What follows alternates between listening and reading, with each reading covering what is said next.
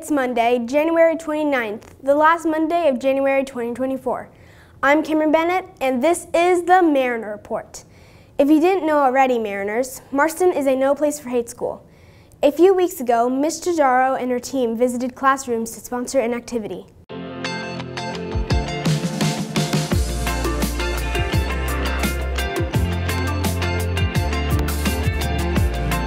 Morning, Mariners. It's Ms. Giugiaro, one of your school counselors here. So during the last couple weeks of advisory, you guys all got a presentation from my amazing No Place from Hate crew, who is behind the scenes right now. But they were all in front of you giving presentations with No Place for Hate, which is an ADL, Anti-Defamation League program. So you guys were talking about identity. You guys created some really amazing flags. They are actually up in the hallway, so go check them out.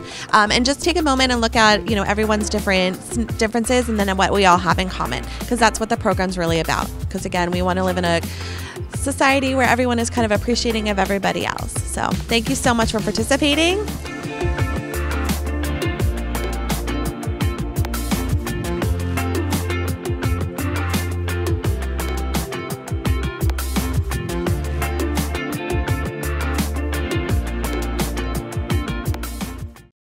It's not an elective or an advisory here at Marston yet, but Vito's got a passion for Formula One racing, and he wanted to share it with you.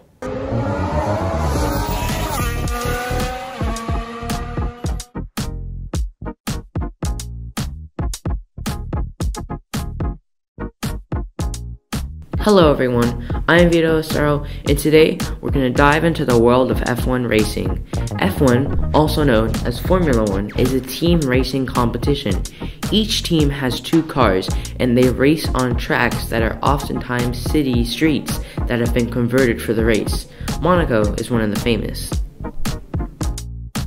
Who's down the strip into turn 14, and it's getting very, very, very tight no matter where you look on track. Oscar Piastri. The season runs from March to November and features about 2 to 3 races every month. At the end of the season, the team and player who has earned the most points based on where they finished on all of the races wins the Formula One World Drivers' Championship trophy, along with a lot of money. Rock Stadium, it was a case of what? Miami nice for Red Bull. There are currently 10 teams in F1, and each team has 2 people, the most popular being Red Bull, which has Max Verstappen and Sergio Perez, and Ferrari, which has Charles Leclerc and Carlos Sainz, and Mercedes, which has George Russell and Lewis Hamilton.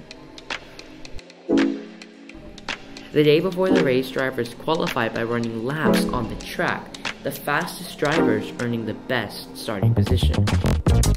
And he's already ahead of Max Verstappen. There's a bit of jockeying going on between Tsunoda and Ricciardo. Hamilton leads into the first. Each race has about 50 laps. The race goes in rain or sunny weather, so the weather can be a big factor. Each team has its own crew who assist tire changes.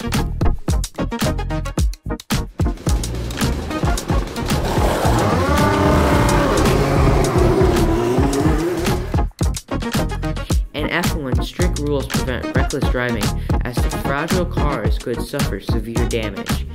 Oh, it let go, hit the Armco, spun around a couple of times, and then into the tech program. Tracks feature straightaways where the drag reduction system, DRS, can be activated to enhance overtaking.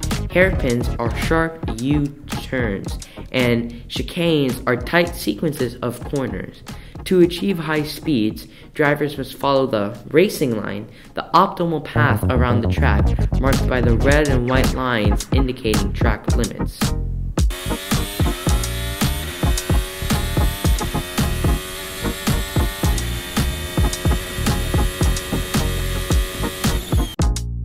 As I mentioned earlier, most races are held in Europe, but just last year's races were held in Las Vegas, Austin, and Miami, with more probably on the way.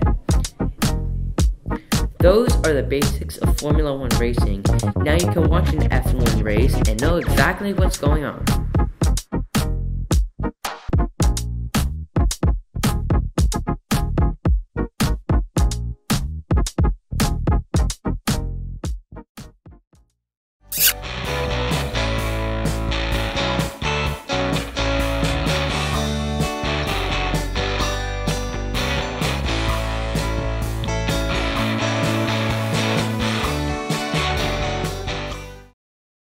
Hi, Mr. Golias. How are you, sir?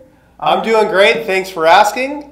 This week, a lot of things going on. About half of our 8th grade students on Tuesday are going to be on a field trip. The students in their project-based learning on the air team will be going to Chicano Park, and the water experts going to De Anza Cove. On Wednesday morning during advisory, we're going to have a school-wide good behavior assembly. Most students will be in person in the auditorium. You'll go to your class as normal, take attendance, and then head on down with your teacher to the auditorium. On Friday during advisory, the San Diego canoe and kayak team will be here for a demonstration. This is optional, so on Friday morning you'll go to your advisory, you could ask your teacher for permission to attend, and then you could, with permission, head on down to the auditorium for that demonstration. And also on Friday during lunch will be our E's and M's celebration, which those students for second semester who had all E's and M's, they will get ice cream handed out by our PTSA parents. So that's what I got for this week. Back to you, Cami. Thank you, Mr. G.